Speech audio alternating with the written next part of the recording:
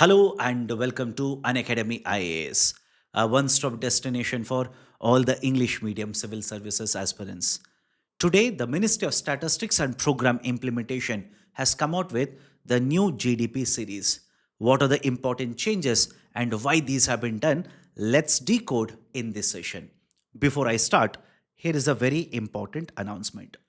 If you are preparing for the Civil Services Exams 2027, then right now our courses are available at discounted prices.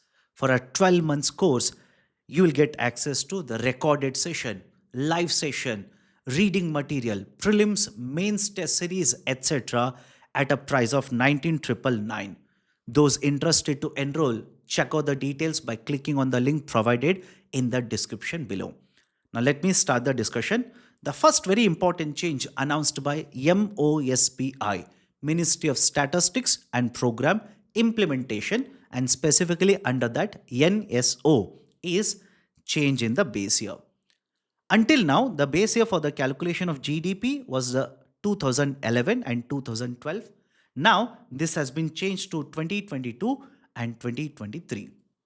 Since independence, this particular change in the base year will be the eighth change in the base year for the calculation of GDP. For the first time ever, in the year 1956, the GDP calculation was introduced with the base year of 48 and 49. Officially, I'm talking about the Government of India. Later, so far 7 rounds of revision have been done. The last time the revision was done in the base year for the GDP was back in the year 2015 when the base year of 11 and 12 was chosen by the government, and now in the 8th round of revision the government of India has chosen the base year of 2022 and 23. Before I move on to the next important change, it is also equally important to make a note of the fact that the government of India generally revises the base years of these indices much more frequently. Because if you see the time period from 2015 to 2026, more than 10 years have passed. Is there any particular reason for the delay in the revision of the base year? The government of India, in fact, started the process of revising the base year in the year 2019 and 2020. But then there was a slowdown, pandemic, recession, and then finally recovery. And after that, the government of India basically picked up the pace of revising the base year for the GDP. Along with that, WPI base year is being considered. That is a revision. CPI base year already has been revised. One more indicator whose base year would be revised very soon is the index of industrial production. So this is first very important change, that is a change in the base year. Second one, double deflation method. What is this idea of a double deflation method? Under the new methodology or the new series which will be or which has been announced right now, the government will basically adopt the concept of double deflation. The idea is very simple. Right now, we are deflating at only one point. Rather than looking at both the inputs and outputs, we are deflating at only one point in many of the cases, by the way. And this is problematic. Why? Let's say I will purchase inputs, use the inputs to manufacture output. Let's imagine the prices of the output will be deflated by the government. Why does the government deflate the prices? Reason is simple. Whenever you calculate GDP, you come across the term real GDP and nominal GDP. Nominal GDP is calculated taking into consideration the prevailing market prices, and the real GDP is calculated taking into consideration the base year prices. Now, the prices of the inputs as well as the prices of the outputs, both of them will be moving in the market. Both of them will be experiencing inflation in different ways. If you only deflate the price of the output and you do not remove the impact of inflation from the prices of the input, then the calculation that you have adopted, the method that you have adopted, and the number that you get, there will be certain issues. Because the prices of both of them, I repeat, input and output, are not moving in the same direction. The experience in the change in the price, experience in the changes in the prices are different.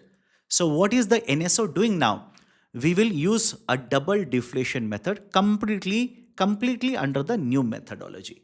That is, the inputs will also be adjusted with inflation rate, and the output, the impact of inflation in the prices of the output will also be removed.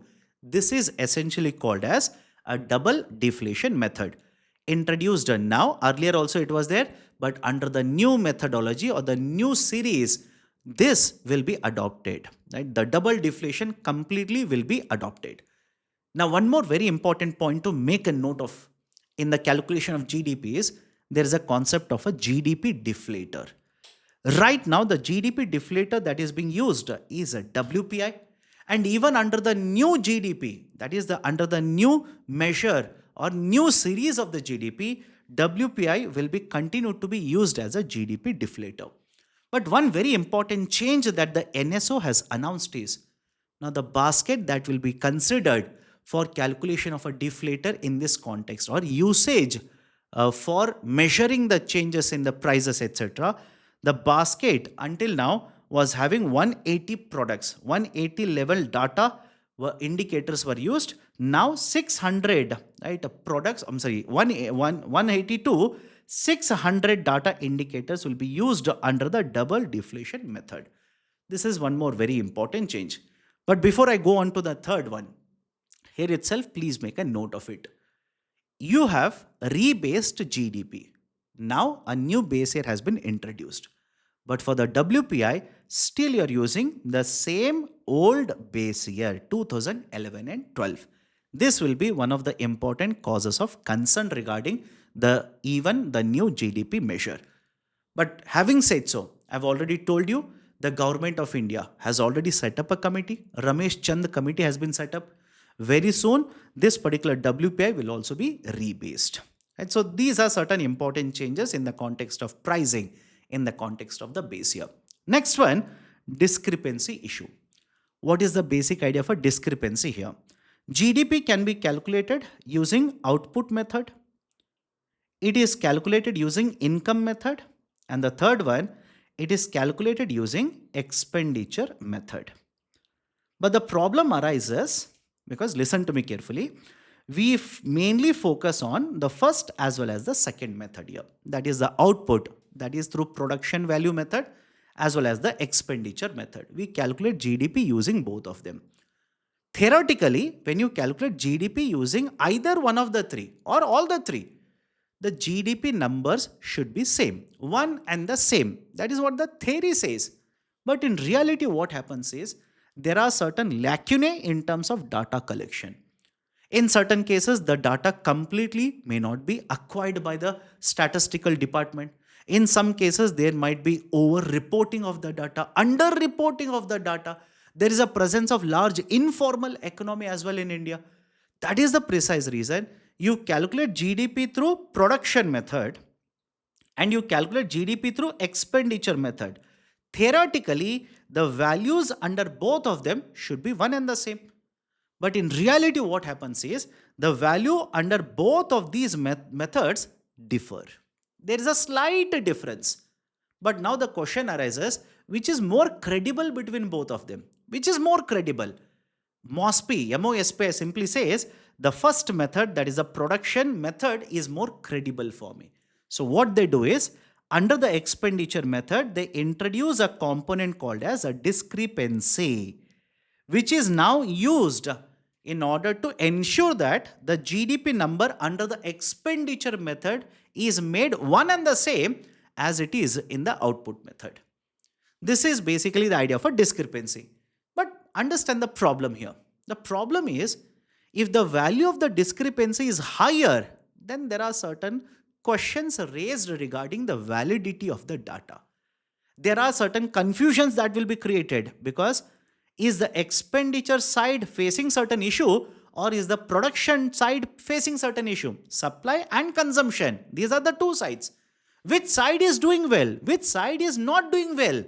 Until and unless the discrepancy is reduced, there will always be doubts regarding this in the minds of the policymakers. So what is the new method say? Under the new method, the national accounts data will be integrated with the supply use table. It will be integrated with supply use table. That is SUT. And what is the use of this? Supply use table will have all the information, all the data regarding the inputs that are provided for manufacturers, whether it is sourced from the domestic market or imported, doesn't matter. And once the good is produced, where is the good sold? Is it sold in the domestic market or is it exported? So now have a look at it. Here is a data point, here is a data set where whatever inputs which are supplied to the companies, there is a data. Whatever is the output of the company where it is being sold, there is a data point. This integration will essentially help us to track the products, both on the production side as well as the expenditure, that is the consumption side. And this will basically help us in getting the data in a better way, improving the quality of the data, and reducing the issue of larger discrepancies. This is one more very important change. Next one. In the context of Indian economy, very often there's a concern raised saying that there is a large sized informal market in India. That is the presence of informal enterprises. Informal, right, let's say economy is very high. In fact, that was also one of the concern that was raised by International Monetary Fund when last year it provided C grading for India's national accounts. Now, what is the solution provided in the new GDP series? The ministry simply says we are going to use the data that we are going to collect through surveys rather than using proxies. What do I mean by that? Listen to me very carefully. Until now, what we used to do was collect the data for formal economy, informal economy in the base year. Let's assume in the base year 2011 and 12, contribution of formal economy came at around, let's say, 160 CR, and informal economy, let's say, it came at around 80 CR. Hypothetical numbers just to make you understand. Which means whatever was the output from the formal economy, half of it came from informal economy. This ratio, which is essentially 2:1, this ratio is for base year. Now next year and a year after that and a year after that, we simply keep on collecting the data only from formal economy. We collect the data of output from the formal economy. From informal economy, there were no surveys conducted regularly by the government like this. But then how do we collect the data? How do we incorporate the data in calculation of GDP? We simply used to maintain the same ratio that was there in the base year between formal and informal in the subsequent years as well. Same ratio was maintained. Meaning what? Let's say for the year 2017 and 18, for the financial year 17 and 18, the formal economy contributed around, right, let's say around 400 crore rupees. It contributed around 400 crore rupees. Now, what was the ratio in the base year between formal and informal? 2:1. The government, that is the Ministry of Statistics, will simply convert this also, that is 400, they will equate and maintain the same ratio, that is 2:1. So 400 crore from the formal economy, which means 200 crore will come from informal economy. This is generally how extrapolation, proxies were used by the government. Now government simply says this will not be the case. Why? If you want to collect the data from informal part of the economy, surveys will be conducted. For example, there is one survey which is very often quoted in the context of the GDP for some time now. ASUSE, Annual Survey of Unincorporated Sector Enterprises. So we are going to conduct surveys rather than using proxies. We will conduct a survey and collect the data. And if you want to more surveys, there are multiple types of surveys, by the way. For example, in the context of the private final consumption expenditure, PFCE stands for private final consumption expenditure, that is done by you and me in the market to purchase the final goods and services. The government now will be conducting multiple surveys. Better methodologies of data collection have been incorporated. For example, one such survey which the ministry will be considering, right, in order to collect the data in terms of, let's say, the PFCE, which stands for private final consumption expenditure, is the household consumption expenditure surveys. So multiple types of surveys are being conducted, have been provided for data collection under the new GDP series. Now, in addition to this, another very important change that you must make a note of is how GST data will be utilized. How GST data will be utilized. Under the new series, the government simply says there are multiple ways through which GST data will be incorporated. How so?